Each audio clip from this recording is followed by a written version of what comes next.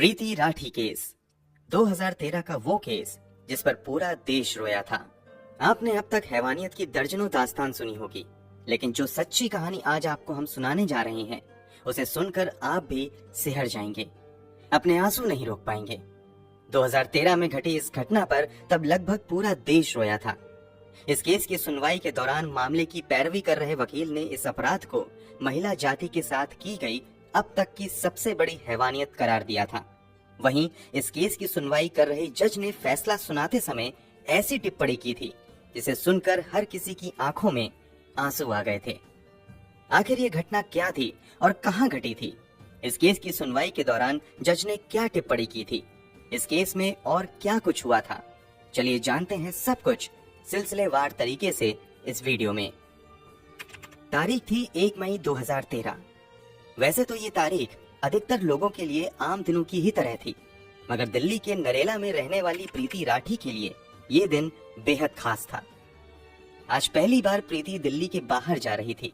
पहली बार घर छोड़कर बाहर जाने की वजह से मन में थोड़ी घबराहट भी थी, लेकिन खुशी भी थी, क्योंकि प्रीति ने वो कारनामा किया था जिस पर उसके पूरे परिवार को नाज था। दरअसल 23 साल की प्रीति राठी ने दिल्ली से ही नर्सिंग की पढ़ाई की थी। पढ़ाई पूरी करने के बाद वो मिलिट्री हॉस्पिटल में नर्स बनना चाहती थी। इसके लिए उसने तैयारी भी शुरू कर दी थी। इसी दौरान इंडियन नेवी में नर्स की वैकेंसी निकली। प्रीति राठी ने भी इस जॉब के लिए अप्लाई किया और एग्जाम में शामिल हुई और सफल भी हुई। प्रीति नेवी में बतौर नर्सिंग ऑफिसर सिलेक्ट कर ली गई। अब सभी कागजी कार्यवाही पूरी हो चुकी थी और अब प्रीति को मुंबई के कोलाबा में स्थित नौसेना ऑफिस में रिपोर्ट करना था और उसे आईएनएस मुंबई में बतौर सेकंड लेफ्टिनेंट ड्यूटी ज्वाइन करनी थी। इसी वजह से प्रीति मुंबई जा रही थी। चूंकि परिवार की बेटी पहली बार दिल्ली से बाहर जा रही थी, इसलिए प्रीति को मुंबई तक छोड़ने पिता अमर सिंह राठी, चाचा विनोद कुमार दहिया और चाची सुनीता दहिया भी साथ में जा रहे थे। इन सभी को गरीब रथ एक्सप्रेस से मुंबई के बांद्रा स्टेशन पर पहुंचना था। तय समय पर 1 मई 2013 को ट्रेन दिल्ली के निजामुद्दीन स्टेशन पर आकर रुक जाती है। ट्रेन रुकते ही प्रीति अपने परिवार वालों के साथ जल्दी से ट्रेन में सवार हो जाती हैं और सभी अपनी अपनी सीट पर बैठ जाते हैं और ट्रेन अपनी मंजिल की तरफ बढ़ चलती है। इस ट्रेन में काफी भीड़ भाड़ थी। सीट पर जितने लोग थे वो तो थे ही, इसके अलावा काफी लोग खड़े भी थे, इसलिए बोगी के अंदर गहमा गहमी कुछ ज्यादा ही थी। ट्रेन के अंदर भीड़ के बीच एक युवक ऐसा भी था जिसने अपना चेहरा गमछे से छुपाया हुआ था और कैप पहना हुआ था। वो किसी से बातें नहीं कर रहा था, लेकिन कभी उठकर बाथरूम की तरफ जाता था तो कभी वापस आकर सीट पर बैठ जाता था और वो अक्सर प्रीति को झांकने की कोशिश करता था। ये बात प्रीति के परिवार वालों ने भी नोटिस की थी और वो कुछ ज्यादा ही सतर्क हो गए थे। खैर, भीड़ भाड़ और गहमा गहमी के बीच सभी लोग लगभग सो गए। रात यूं ही गुजर जाती है। सुबह होते ही सभी लोग उठ जाते हैं और इधर ट्रेन भी अपनी मंजिल की तरफ तेजी से बढ़ते हुए मुंबई पहुंच जाती है। अब तारीख बदलकर 2 मई 2013 हो चुकी थी। प्रीति और उसके परिवार वालों को बांद्रा टर्मिनल पर उतरना था। सुबह के 8:05 पर ट्रेन बांद्रा स्टेशन पहुंच जाती है और प्रीति, उसके पिता, चाचा और चाची सभी ट्रेन से उतर जाते हैं। यहाँ से अब सभी अपनी अगली मंजिल की तरफ बढ़ना शुरू कर देते हैं। ट्रेन से उतरने के बाद प्रीति थोड़ी थकी हुई महसूस कर रही थी, इसलिए वो थोड़ा धीरे धीरे चल रही थी, जबकि प्रीति के पिता और उसके चाचा चाची प्रीति से कुछ कदम आगे चल रहे थे। जब प्रीति ने देखा कि वो चलने में अपने पिता और चाचा चाची से काफी पीछे हो गई है, तो वो भी अपने कदम को तेजी से बढ़ाना शुरू कर देती है ताकि वो उन लोगों के पास पहुंच सके। अभी प्रीति ने अपने कदम तेजी से बढ़ाने शुरू ही किए थे कि अचानक प्रीति महसूस करती है कि किसी ने उसके कंधे पर पीछे से छुआ है। प्रीति के कदम अचानक रुकते हैं और वो पीछे मुड़कर देखती है कि किसने उसे छुआ है। प्रीति जैसे ही अपना चेहरा पीछे करती है, उसे वही लड़का दिखता है जो अपने चेहरे को गमछे से छिपाकर उसकी बोगी में ही बैठा हुआ था और लगातार उसे देखने की कोशिश कर रहा था। उसे देखने के बाद प्रीति कुछ समझ पाती उससे पहले ही वो नकाबपोश लड़का एक डब्बा निकालता है और अगले ही पल उस डब्बे में से कुछ प्रीति के चेहरे की तरफ फेंकता है। जैसे ही वो फेंकी गई चीज प्रीति के चेहरे पर पड़ती है, अचानक प्रीति दहाड़े मारकर चिल्लाना शुरू कर देती है।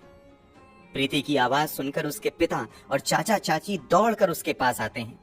दूसरे पैसेंजर भी प्रीति के आसपास जमा हो जाते हैं, प्रीति की हालत देखकर लोगों को समझ आ जाता है कि दरअसल किसी ने उसके चेहरे पर फेंक दिया है। प्रीति के पिता और चाचा चाची जैसे ही प्रीति को संभालने की कोशिश करते हैं, एसिड के कुछ छींटे प्रीति के कपड़ों से उनके हाथों पर भी लगते हैं और उन लोगों के भी हाथों में जलन शुरू हो जाती है। फिर भी वो सभी अपने दर्द को भुलाकर प्रीति को संभालने में लग जाते हैं। प्रीति के पिता और चाचा तुरंत उसे उठाते हैं और स्टेशन मास्टर के ऑफिस में लेकर चले जाते हैं। क्योंकि प्रीति काफी तकलीफ में थी और जख्म काफी गहरा लग रहा था, इसलिए रेलवे अधिकारी तुरंत प्रीति को दूसरे अस्पताल भेजने की तैयारी शुरू कर देते हैं।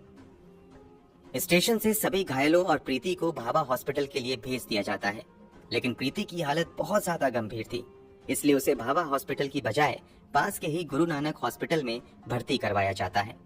उधर वो नकाबपोश लड़का प्रीति पर एसिड फेंकने के बाद भागने लगता है। तभी प्रीति की चीख सुनकर ठीक प्रीति के नजदीक खड़े समीर शेख नाम का एक युवक तुरंत उस डब्बे को उठाकर समझने की कोशिश करता है कि अचानक से हुआ क्या है। तभी डिब्बे से एसिड समीर के हाथों पर भी गिरता है। वो तुरंत डब्बा नीचे फेंकता है और समझ जाता है कि इस लड़की पर एसिड अटैक हुआ है और वो तेजी से उस नकाबपोश व्यक्ति के पीछे भागना शुरू कर देता है। साथ ही चिल्लाता है, सलीम, सलमान, उसे पकड़ो, पकड़ो। दरअसल सलीम और सलमान भी समीर के साथी थे, इसलिए समीर को जब ये एहसास होता है कि लड़की पर एसिड अटैक हुआ है तो वो नकाबपोश के पीछे भागना शुरू कर देता है। साथ ही अपने दोनों जानने वालों को भी उस नकाबपोश लड़के को पकड़ने के लिए कहता है। वो लोग भी उस नकाबपोश का पीछा करने लगते हैं, लेकिन कुछ ही पलों में वो नकाबपोश उन सभी को चकमा देकर भाग जाने में कामयाब हो जाता है। समीर शेख, सलीम और सलमान, ये तीनों नाम याद रखिएगा, क्योंकि इस केस में इन तीनों ने आगे महत्वपूर्ण भूमिका निभाई थी। प्रीति को गुरु नानक हॉस्पिटल में एडमिट करवा दिया जाता है, जहां उसका ट्रीटमेंट शुरू हो जाता है, जबकि प्रीति के पिता, चाचा, चाची और समीर शेख को भी भाभा हॉस्पिटल ले जाया जाता है। इधर पुलिस मौके पर पहुंचकर स्पॉट पंचनामा बनाना शुरू कर देती है। समीर के जख्म ज्यादा गहरे नहीं थे, इसलिए उसे हॉस्पिटल से कुछ ही देर बाद छुट्टी मिल जाती है और उसे पुलिस वापस घटना स्थल पर लेकर आती है और उसके बयान के आधार पर पंचनामा दर्ज करना शुरू कर देती है। इसके अलावा पुलिस वहां से सबूत भी इकट्ठे करती है। चूंकि प्रीति को भाभा हॉस्पिटल ले जाने के लिए कहा गया था, लेकिन उसकी हालत ज्यादा गंभीर थी, इसलिए जल्दबाजी में गुरु नानक हॉस्पिटल ले जाया गया था। लेकिन समस्या ये थी कि गुरु नानक हॉस्पिटल में बर्न यूनिट नहीं था और वहां कई अन्य सुविधाओं की भी कमी थी, इसलिए कुछ देर के बाद प्रीति को गुरु नानक हॉस्पिटल से मसीना हॉस्पिटल रेफर कर दिया जाता है। मसीना हॉस्पिटल पहुंचते ही प्रीति का इलाज शुरू होता है। इधर पुलिस भी प्रीति का बयान दर्ज करने के लिए मसीना हॉस्पिटल पहुंचती है, लेकिन जख्म इतना गहरा हुआ था कि प्रीति की आवाज जा चुकी थी।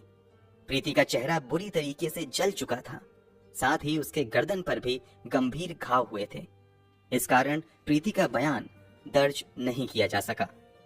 प्रीति के शरीर पर जरूर गहरे जख्म हुए थे, मगर प्रीति का हौसला अभी टूटा नहीं था और वो पूरे जज्बे और हिम्मत से लड़ रही थी। अब प्रीति चाहकर भी कुछ नहीं बोल पा रही थी, तो उसने हाथों से लिखने का इशारा किया। इसके बाद प्रीति को पेन और पेपर दिया गया। प्रीति लिखकर डॉक्टर और अपने माता पिता से बात करने लगी।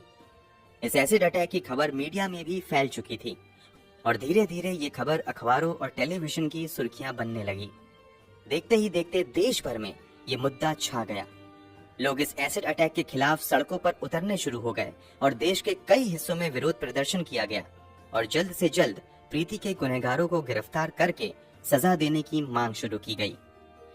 पुलिस पर भी भारी दबाव था कि वो तुरंत अपराधी को गिरफ्तार करे, लेकिन समस्या ये थी कि अपराधी का कहीं से कोई क्लू नहीं मिल रहा था। हालांकि घटना के समय स्टेशन पर मौजूद कुछ गवाहों के बयान के अनुसार अपराधी का स्केच पुलिस ने तैयार करवा लिया था और अपराधी की तलाश शुरू हो गई थी, मगर पुलिस के हाथ खाली थे। इसी बीच 4 मई 2013 को पवन कुमार नाम का एक लड़का प्रीति की बहन तन्नू को फोन करता है और प्रीति के बारे में पूछता है कि वो कैसी है। पवन कुमार बीटेक का स्टूडेंट था और प्रीति से उसकी पुरानी जान पहचान थी। इस बात की जानकारी तन्नू अपने पिता अमर सिंह राठी को देती है और अमर सिंह जांच कर रहे पुलिस अधिकारियों को भी इस बात की जानकारी देते हैं कि पवन कुमार नाम के एक लड़के ने फोन करके प्रीति का हालचाल पूछा है। ये जानकारी हाथ लगने के बाद पुलिस वो स्केच जो गवाहों के बयान के आधार पर बनाया गया था प्रीति को दिखाती है और प्रीति से पूछती है कि क्या तुम इन्हें पहचानती हो। जवाब में प्रीति बोर्ड पर 3 नाम लिखती है, सत्यम, अंकुर और पवन कुमार। प्रीति के अनुसार स्केच में दिख रहा लड़का इन तीनों में से कोई एक था। क्योंकि प्रीति ने भी पवन कुमार का नाम लिया और पवन कुमार ने फोन करके प्रीति का हालचाल जाना था, इसलिए पुलिस अनुमान लगाती है कि शायद पवन कुमार ने ही प्रीति पर एसिड फेंका होगा और वो जानना चाह रहा होगा कि प्रीति जिंदा है या मर गई। इसलिए पवन कुमार को शक के दायरे में लेते हुए पुलिस जांच शुरू कर देती है और तुरंत पवन कुमार की तलाश में लग जाती है। कुछ दिनों की खोजबीन के बाद 9 मई 2013 को पुलिस पवन कुमार को गिरफ्तार कर लेती है। इस गिरफ्तारी की खबर के बाद लोगों का गुस्सा और भड़क जाता है और वो जल्द से जल्द अपराधी को कड़ी से कड़ी सजा दिलवाने की मांग करना शुरू कर देते हैं। लोग प्रीति के जल्द से जल्द स्वस्थ होने की भी दुआएं कर रहे थे, मगर प्रीति की हालत दिन प्रतिदिन बिगड़ती ही जा रही थी। मसीना हॉस्पिटल में आए हुए उसे कई दिन हो चुके थे और यहाँ प्रीति की कई सर्जरी भी की गई थी, मगर हालात सुधरने की बजाय बिगड़ते ही जा रहे थे। प्रीति के इंटरनल ऑर्गन्स धीरे धीरे काम करना बंद कर रहे थे। मसीना हॉस्पिटल के डॉक्टर को लगने लगा कि प्रीति की हालत ज्यादा गंभीर हो रही है, तो उन्होंने तुरंत प्रीति को रेफर करते हुए बॉम्बे हॉस्पिटल भेज दिया ताकि बेहतर इलाज मिल सके। क्योंकि इस केस से लोगों का सीधा जुड़ाव हो चुका था और लोग हर पल प्रीति के हालात के बारे में जानना चाहते थे, इसलिए सरकार की ओर से भी प्रीति को बेहतर से बेहतर इलाज देने की व्यवस्था की जाती है। जैसे ही प्रीति को बॉम्बे हॉस्पिटल लाया जाता है, देश के टॉप स्पेशलिस्ट डॉक्टरों की टीम बनाई जाती है और उन्हें ही प्रीति की इलाज का जिम्मा दिया जाता है। लाख कोशिशों के बावजूद यहाँ भी हालात सुधरने की बजाय बिगड़ते ही जाते हैं और प्रीति वेंटिलेटर सपोर्ट पर चली जाती हैं। फिर भी डॉक्टर हार नहीं मानते हैं और प्रीति की जान बचाने की हर संभव कोशिश करते रहते हैं। एसिड अटैक को हुए लगभग 2 महीने हो चुके थे और प्रीति अब भी हालात से लड़ रही थी, लेकिन अंततः 1 जून 2013 को दिल की धड़कन रोकने की वजह से प्रीति इस दुनिया को छोड़कर चली जाती हैं। प्रीति की मौत की खबर से देश में गम और गुस्से की लहर दौड़ जाती है। हर कोई प्रीति के जाने से सदमे में था। प्रीति की मौत के बाद पोस्टमार्टम किया जाता है और उसके शव को अंतिम संस्कार के लिए दिल्ली लाया जाता है, लेकिन प्रीति के घर वाले मामले की सीबीआई जांच की मांग करते हुए अंतिम संस्कार करने से मना कर देते हैं और प्रीति के शव के साथ ही एक प्रदर्शन रैली निकाली जाती है। अंत में सरकार की ओर से सीबीआई जांच का आश्वासन मिलने के बाद पूरे राजकीय सम्मान के साथ प्रीति का अंतिम संस्कार किया जाता है। प्रीति की मौत और अंतिम संस्कार के बाद हर किसी की एक ही मांग थी कि जल्द से जल्द प्रीति के कातिलों को कड़ी से कड़ी सजा दिलवाई जाए। पुलिस ने भी पवन कुमार नाम के एक लड़के को गिरफ्तार कर लिया था, लेकिन समस्या ये थी कि पवन कुमार के खिलाफ किसी भी तरह का सबूत नहीं मिल रहा था। रेलवे पुलिस भी अब तक पवन कुमार के खिलाफ कोई सबूत नहीं ढूंढ पाई थी। इसी बीच प्रीति के पिता अमर सिंह राठी अपने स्तर से पता लगवाते हैं तो ये बात सामने आती है कि 2 मई 2013 यानी घटना वाले दिन पवन कुमार मुंबई में था ही नहीं, बल्कि वो रोहतक में था। बाद में पुलिस भी पवन कुमार के फोन का लोकेशन हिस्ट्री निकलवाती है तो पता चलता है कि घटना वाले दिन पवन कुमार वास्तव में रोहतक में था। पुलिस की बजाय प्रीति के पिता द्वारा ये पता लगाना कि पवन कुमार उस दिन रोहतक में था, पुलिस की बड़ी नाकामी थी और ये इस बात का भी संकेत था कि पुलिस इस घटना की जांच सही तरीके से नहीं कर रही है। इसलिए प्रीति के पिता कोर्ट में एक रिट पिटीशन फाइल करते हैं और सीआईडी मुंबई से जांच की मांग करते हैं। कोर्ट ये मांग मान लेता है और मामले की जांच सीआईडी मुंबई को दे दी जाती है। केस हाथ में आते ही सीआईडी मुंबई जांच के सिलसिले में सबसे पहले प्रीति राठी के घर जाती है और कुछ जानकारी जुटाना शुरू कर देती है। सीआईडी के अधिकारी प्रीति के कुछ नजदीकी रिश्तेदारों से भी पूछताछ करते हैं। रिश्तेदारों से पूछताछ के दौरान एक रिश्तेदार पुलिस वालों को बताती है कि पड़ोस में ही रहने वाला अंकुर पवार नाम का एक लड़का प्रीति से एक तरफा प्यार करता था। उसने प्रीति को प्रपोज भी किया था, लेकिन प्रीति ने साफ मना कर दिया था। इसके अलावा अंकुर पवार प्रीति से ही शादी करने की जिद कर रहा था, लेकिन प्रीति ने इस प्रस्ताव को भी ठुकरा दिया था। प्रीति के एक रिश्तेदार के मुताबिक इसी के बाद अंकुर ने प्रीति को अंजाम भुगतने की धमकी दी थी। पुलिस के लिए ये एक बड़ा क्लू था। पुलिस तुरंत अंकुर का पता लगाती है और उसे पूछताछ के लिए बुलाया जाता है। पुलिस अंकुर से पूछती है कि 1 मई 2013 को तुम कहाँ थे? इस पर अंकुर ठीक ढंग से जवाब नहीं दे पाता है और तुरंत अपने बयान बदलने लगता है। इसके अलावा पुलिस को ये भी नजर आता है कि अंकुर के दोनों हाथों पर जख्म के निशान हैं। ये जख्म वैसे ही थे जैसा कि एसिड से जलने पर होता है। अंकुर द्वारा बार बार बयान बदले जाने और अंकुर के हाथों पर जख्म के निशान देखकर पुलिस का शक और गहरा हो जाता है और वो अंकुर को पूछताछ के लिए 17 जनवरी 2014 को मुंबई लेकर आ जाती है। मुंबई लाकर उससे कुछ और पूछताछ की जाती है और कुछ ही समय की पूछताछ में ये साफ हो जाता है कि एसिड फेंकने वाला व्यक्ति कोई और नहीं बल्कि यही अंकुर पवार था। पुलिस तुरंत अंकुर को गिरफ्तार कर लेती है और उसके मेडिकल एग्जामिनेशन के लिए जेजे हॉस्पिटल भेज देती है। हॉस्पिटल से आने के बाद पुलिस अंकुर से पूछताछ शुरू करती है। पूछताछ में अंकुर बताता भी है कि दरअसल वो प्रीति को पसंद करता था और उससे ही शादी करना चाहता था, लेकिन प्रीति ने मना कर दिया था। इसी से वो काफी चिढ़ा हुआ था। इधर प्रीति ने इंडियन नेवी में भी नौकरी हासिल कर ली थी, जबकि अंकुर बेरोजगार बैठा हुआ था। इस कारण अंकुर के घर वाले उसे ताना देने लगे थे। इससे भी अंकुर को प्रीति से काफी जलन होने लगी थी। इसी के बाद अंकुर ने तय कर लिया था कि वो प्रीति को सबक सिखाएगा। प्रीति ने नेवी में नौकरी हासिल की है। इस बात की जानकारी आसपास के लोगों को भी लग चुकी थी और लोग ये भी जान चुके थे कि 1 मई को प्रीति मुंबई जाएगी। अंकुर को भी इस बात की जानकारी हो चुकी थी, इसीलिए वो ट्रेन में सवार हुआ था। अंकुर ट्रेन के अंदर ही प्रीति पर एसिड फेंकना चाहता था, लेकिन ट्रेन के अंदर भीड़ काफी ज्यादा थी और ऊपर से अंकुर लगातार ट्रेन में प्रीति को घूर रहा था। इस कारण उसके माता पिता कुछ ज्यादा ही सतर्क हो गए थे। इसलिए ट्रेन के अंदर अंकुर को प्रीति के ऊपर एसिड फेंकने का मौका ही नहीं मिल पाया। वैसे सुबह के 4 बजे अंकुर ट्रेन की टॉयलेट के पास भी जाकर खड़ा हुआ था कि अब अगर प्रीति यहाँ आए तो वो यहीं पर एसिड फेंक देगा, लेकिन प्रीति वहां नहीं आई। इसलिए अंकुर का प्लान यहाँ पर भी फेल हो गया। आखिरी में जब प्रीति ट्रेन से उतरती है तब अंकुर उस पर एसिड फेंकता है। अंकुर ने जरूर अपना गुनाह कबूल कर लिया था, लेकिन पुलिस के सामने सबूत जुटाने की बड़ी चुनौती थी। इसलिए पुलिस अंकुर पवार के खिलाफ सबूत जुटाने में लग जाती है। सबसे पहले ये पता लगाने की कोशिश की जाती है कि आखिर अंकुर को एसिड दिया किसने था।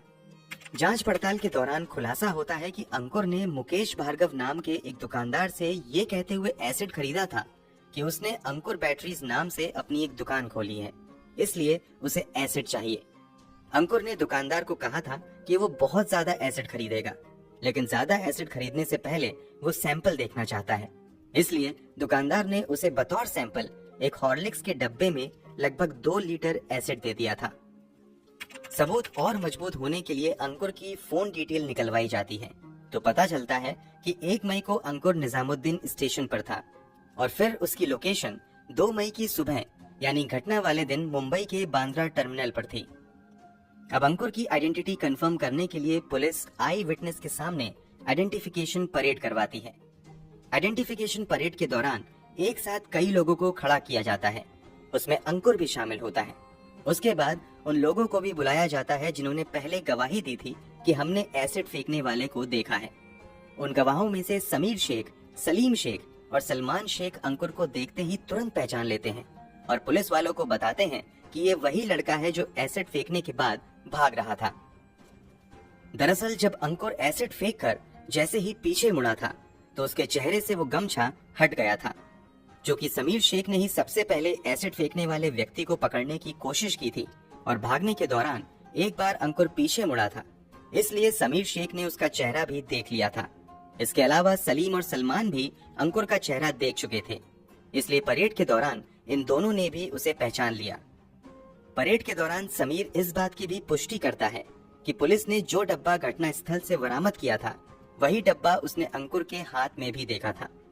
इन तीनों के अलावा पवन मालवीय नाम का भी एक व्यक्ति अंकुर की पहचान करता है। इसके अलावा एक और व्यक्ति परेड के दौरान अंकुर की पहचान करता है और इस बात की गवाही देता है कि अंकुर उस रात ट्रेन में मौजूद था, क्योंकि लगभग 4 बजे उन्होंने अंकुर को टॉयलेट के पास खड़े देखा था। सभी पुख्ता सबूत जमा करने के बाद इस केस में अंकुर पवार को मुख्य आरोपी बनाते हुए चार्जशीट फाइल की जाती है और मामले की सुनवाई special city civil and session court greater Mumbai में शुरू होती है। ये जानकर आपका खून खौल जाएगा कि जब अंकुर को सुनवाई के लिए कोर्ट में लाया जाता है तो वो अक्सर मुस्कुराते हुए आता है। कई बार वो मुस्कुराते हुए विक्ट्री साइन दिखाता था। कोर्ट में सुनवाई के दौरान पुलिस की ओर से कुल 37 गवाह पेश किए जाते हैं। कोर्ट में भी आकर समीर, सलीम और सलमान शेख अंकुर की पहचान करते हुए गवाही देते हैं। सभी सबूतों और गवाहों को देखने के बाद आखिरकार स्पेशल कोर्ट द्वारा प्रीति राठी के अपराधी अंकुर पवार को आईपीसी की धारा 302 और धारा 326 बी के तहत दोषी पाते हुए मौत की सजा सुनाई जाती है और 5000 का जुर्माना भी लगाती है। ये भारत के इतिहास में पहली बार था जब किसी एसिड अटैकर को फांसी की सजा सुनाई गई थी। इस मामले में पैरवी कर रहे स्पेशल पब्लिक प्रोसिक्यूटर एएम चिमलकर ने अंकुर की इस दरिंदगी को किसी भी महिला के खिलाफ की गई अब तक की सबसे बड़ी हैवानियत करार दिया था। वहीं इसी मामले की सुनवाई कर रहे जज ने फैसला सुनाते हुए टिप्पणी की थी कि इस एसिड अटैक की वजह से प्रीति का चेहरा इतनी बुरी तरीके से जल चुका था और इतना भयावह हो चुका था कि अगर प्रीति ने अपना चेहरा देख लिया होता तो शायद वो उसी दिन मर जाती। ये टिप्पणी अंकुर की दरिंदगी को बताने के लिए काफी है। अंकुर पवार कितना बड़ा शैतान और पत्थर दिल इंसान था, इसका अंदाजा आप इस बात से भी लगा सकते हैं कि जब जज ने उसे फांसी की सजा सुनाई तो उसके चेहरे पर जरा भी डर का भाव नहीं था। उसने प्रीति के साथ जो कुछ भी किया उसे इसका भी अफसोस नहीं था। वो कोर्ट में बड़ी बेशर्मी से मुस्कुरा रहा था। उसकी ये क्रूर हंसी प्रीति के परिवार वालों के जख्म पर नमक जैसी थी।